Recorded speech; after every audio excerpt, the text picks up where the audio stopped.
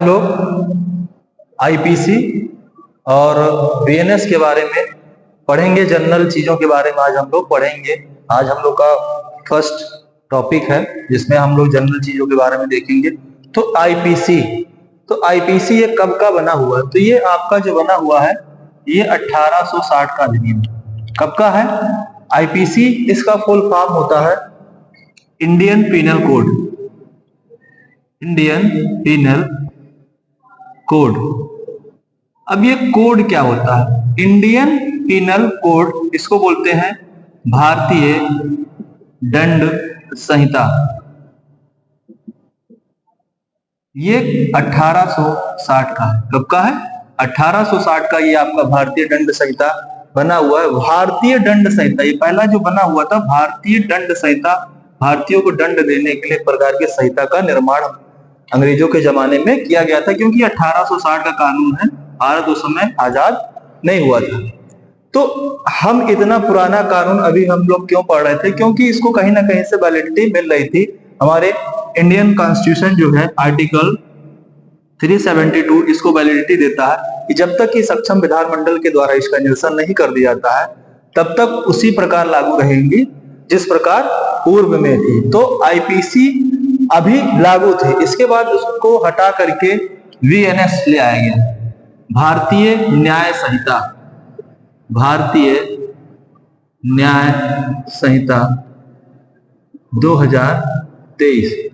भारतीय न्याय संहिता 2023, क्योंकि सक्षम विधानमंडल ने क्या किया? इसका निरसन कर दिया। उसके जहां पर भारतीय न्याय संहिता 2023 को लाया गया। तो जब ये दंड बना हुआ था तो ये फर्स्ट लॉ कमीशन के था। आईपीसी कब आई थी?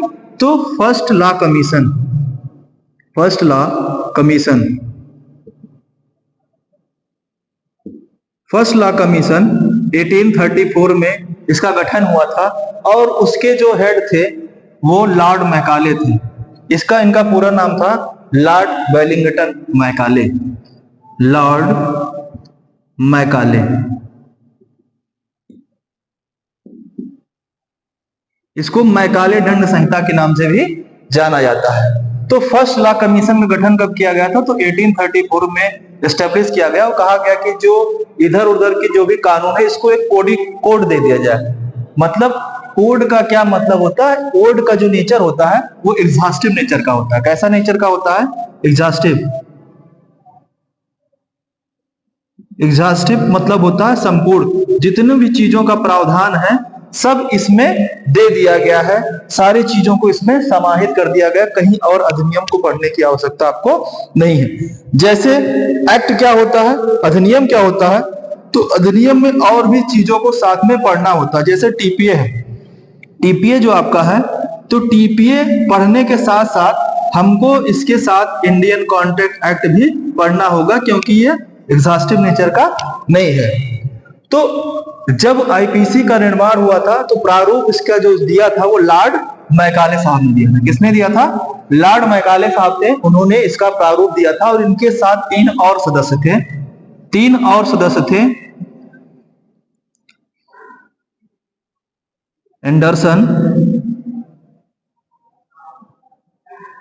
Anderson, millet, MacLeod. ये तीन और सदस्य थे, एंडरसन, मिलेट और मैक्लॉयड। उन्होंने मिल करके जो है आईपीसी का निर्माण किया था। तो आता है कि आईपीसी का जो निर्माण हुआ था कब हुआ था? तो 6 अक्टूबर 1860। कब हुआ? 6 अक्टूबर 1860 को आईपीसी बन करके तैयार हो गई। क्या हुई? तैयार हो गई 6 अक्टूबर को। 6 अक्टूबर 1860 को आईपीसी बन करके तैयार हो गई। तो उस समय परिस्थितियां कुछ सही नहीं थी, तो इसको 2 साल बाद लागू किया गया। 1 जनवरी 1862 में इसको इन्फोर्स कर दिया गया। परिवर्तन में यह आ गई। तो अगर आपसे कोई पूछता है कि आईपीसी का निर्माण कब हुआ था, तो 6 अक्टूबर 1860 को हुआ था। अगर कोई पूछता है कि आपका इसका इन्फोर्स कब हुआ था, तो 1 जनवरी 1862 पर होता है। अब आता है कि आईपीसी जो बनी हुई है तो कहां पर लागू है, इसका एक्सटेंट कहां पर है, इसका विस्तार कहां पर है, कहां कहां पर इस संहिता के प्रावधान लागू होंगे? तो संपूर्ण भारत पर। कहां पर? संपूर्ण भारत पर। लेकिन जब आईपीसी का निर्माण हुआ था तो संपूर्ण भारत पर यह लागू नहीं था, जम्मू कश्मीर राज्य को छोड़ करके। किस राज्य को? जम्मू कश्मीर। जम्मू कश्मीर राज्य को छोड़ करके, जम्मू कश्मीर राज्य को छोड़ करके यह संपूर्ण भारत पर यह लागू था। तो जम्मू कश्मीर राज्य पर कब लागू किया? तो जम्मू कश्मीर राज्य पर जो लागू किया गया था 31 अक्टूबर 31 अक्टूबर 2019 31 अक्टूबर 2019 को जम्मू कश्मीर राज्य पर भी इसको लागू कर दिया गया। तो जम्मू कश्मीर में इससे पहले कौन सी संहिता लागू थी? क्वेश्चन ये उठा है कि जम्मू कश्मीर में आखिर कौन सा संहिता लागू थी जम्मू कश्मीर राज्यों में? तो जम्मू कश्मीर में लागू थी रणवीर दंड संहिता। रणवीर दंड संहिता जो थी यह जम्मू कश्मीर पर भी लागू थी। अब ये जो हम लोग आईपीसी पढ़ रहे हैं इसका नेचर कैसा है? सिविल नेचर का है या क्रिमिनल नेचर का? तो ये सिविल नेचर का, ये क्रिमिनल नेचर का है, तो ये आपका क्रिमिनल नेचर का है। इसका जो नेचर है वो डांडिक है। क्या है? डांडिक है, क्रिमिनल नेचर का है। क्रिमिनल नेचर में क्या होता है कि अगर किसी व्यक्ति के द्वारा कोई ऑफेंस किया गया है तो उसको दंडित किया जाता है। सिविल नेचर में क्या होता है? उसके अधिकारों को इन्फोर्स कराने के लिए जो रेमेडीज प्राप्त की जाती है वो सिविल में होता है आपका। अब ये आता है कि ये जो है इस पर कानून कौन बना सकता है? तो ये जो आपका आईपीसी जो है ये समवर्ती सूची, कॉन्करेंट लिस्ट, समवर्ती सूची। संविधान में 3 अनुसूचियां दी गई।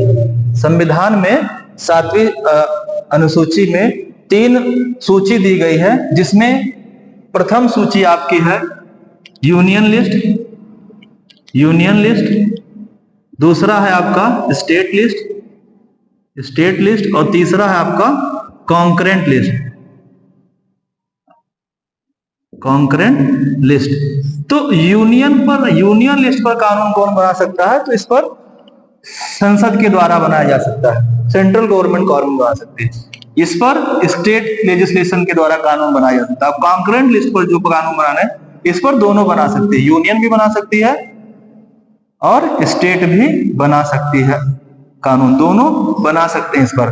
तो ये जो आईपीसी है इस पर कानून बनाने का जो प्रावधान है वह दोनों सरकारों को है, केंद्र सरकार और राज्य सरकार, मतलब कि संसद को भी है और राज्य विधानमंडल को भी कानून बनाने का प्रावधान इसमें किया गया है। वो भी कानून बना सकती है, उसमें कोई संशोधन करना है तो संशोधन कर सकती है।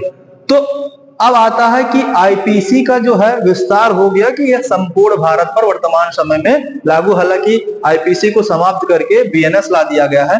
तो थोड़ा सा हम इसको कोरिलेट कर लेते हैं, बीएनएस के बारे में हम लोग थोड़ा सा कोरिलेशन कर लेते हैं, क्योंकि आईपीसी बहुत पुरानी दंड संहिता थी तो उसको समाप्त करने के लिए जो है बीएनएस को लाया गया। कुछ चीजें को इसमें नई चीजें डाली गई, इसमें जेंडर इक्वालिटी की बात करता है, कुछ नए ऑफेंसेस कुछ में जोड़ा गया जो पहले नहीं थे।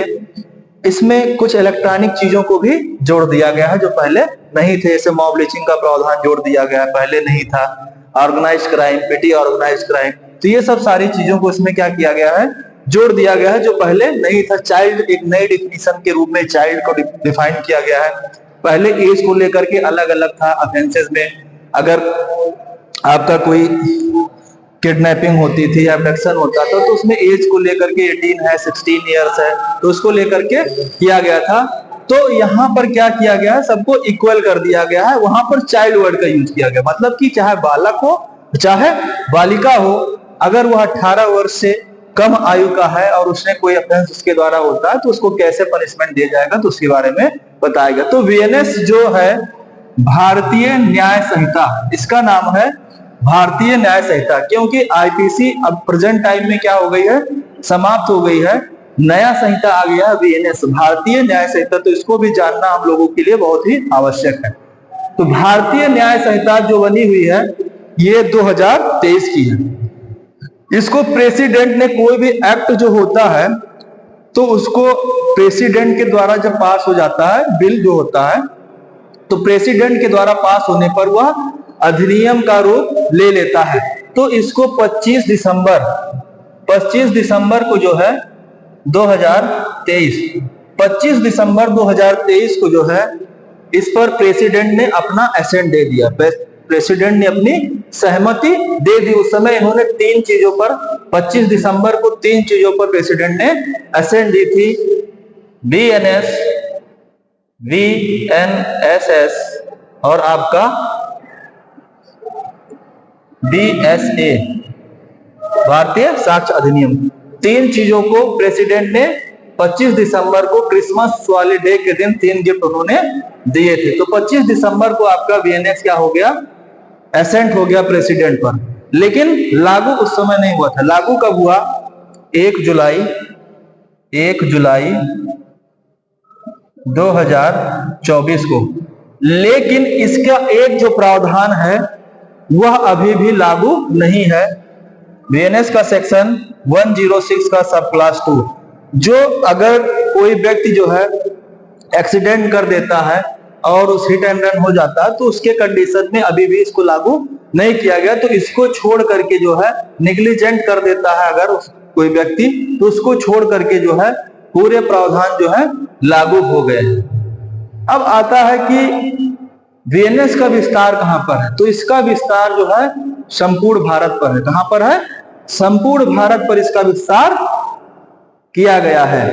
अब आता है ज्यूरिडिक्शन, किसी भी चीजों को करने के लिए, ऑफेंस को करने के लिए ज्यूरिडिक्शन होता है, क्षेत्राधिकार होता है कि हाँ इसका क्षेत्राधिकार कहां पर है, कहां कहां इसका क्षेत्राधिकार है। तो क्षेत्राधिकार को हम लोग 2 भागों में डिवाइड कर सकते हैं क्षेत्राधिकार को लेकर के। तो 2 प्रकार से क्षेत्राधिकार हो सकते हैं आपके, क्षेत्राधिकार, ज्यूरिडिक्शन।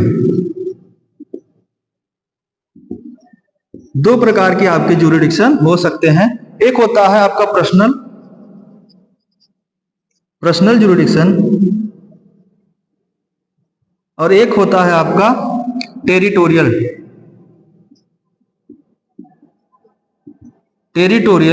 ज्यूरिडिक्शन।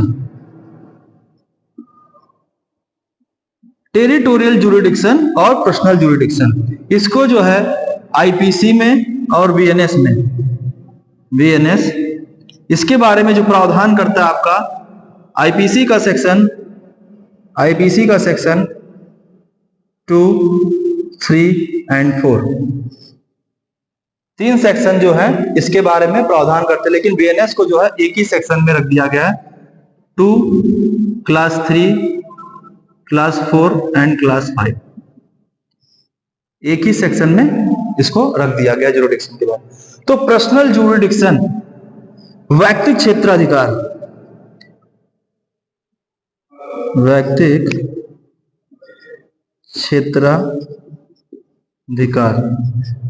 क्षेत्राधिकार अगर किसी पर्सन के द्वारा कोई ऑफेंस किया जाता है, अगर किसी पर्सन के द्वारा कोई एक्ट और प्रोविजन किया जाता है, कोई कार्य और लोप किया जाता है, तो उस पर आईपीसी या वीएनएस के प्रावधान लागू होंगे। अब पर्सन जो होता है, पर्सन जो होता है वो 2 हो सकते हैं। एक होता है सिविलियन जो भारत का नागरिक है, भारतीय जिसको बोलेंगे, और दूसरा जो आपका होता है विदेशी, फॉरेनर। तो अगर इंडिया में आकर के कोई विदेशी भी क्राइम करता है तो पर्सनल ज्यूरिडिक्शन के तहत उसको भी पनिश किया जा सकता है। जैसे मान लेते हैं कोई विदेशी इंग्लैंड का व्यक्ति था और आकर के उसने भारत के किसी नागरिक का मर्डर कर दिया, तो उसको भी दंडित किया जाएगा, भले ही वो अगले देश का क्यों ही ना हो, क्योंकि यहाँ पर व्यक्ति वर्ड का यूज किया है, पर्सन का यूज किया है, और इसमें 2 चीजें निकल करके आते हैं, कोई कार्य किया हो या लोप किया हो। एक्ट और ओमिज्म, कार या लोक किया। अब टेरिटोरियल जुरिडिक्शन जो होता है, प्रादेशिक क्षेत्राधिकार इसको बोला जाता है, प्रादेशिक क्षेत्राधिकार। प्रादेशिक क्षेत्राधिकार जो होता है वो आपके दो प्रकार से होते हैं, intra territorial and extra territorial. Intra territorial and extra territorial.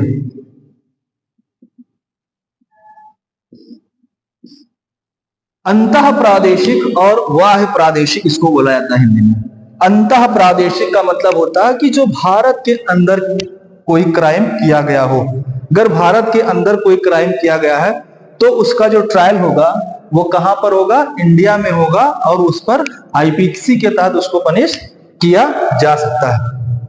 Extra territorial जो होता है वो बियॉन्ड द इंडिया, मतलब कि इंडिया से बाहर अगर कोई व्यक्ति ऑफेंस करता है, लेकिन उसमें कौन कौन से आएंगे, तो इंडिया के बाहर अगर कोई भारतीय नागरिक है, भारतीय नागरिक जो है बाहर जा करके वह कोई ऑफेंस करता है तो भी उस पर आईपीसी के प्रावधान लागू होते हैं, क्योंकि कहा जाता है कि अगर कोई व्यक्ति जाता है तो वो अपनी विधियों को भी अपने साथ ले जाता है, तो वहां पर एक्स्ट्रा टेरिटोरियल जुरिडिक्शन भी लागू होता है अगर कोई सिविलियन है, इंडियन। उसके बाद आता है कि अगर कोई पोत है या समुद्री पोत है, कोई जहाज है जिसका रजिस्ट्रेशन भारत में किया गया है, जहाज या वायुयान, अगर उसका रजिस्ट्रेशन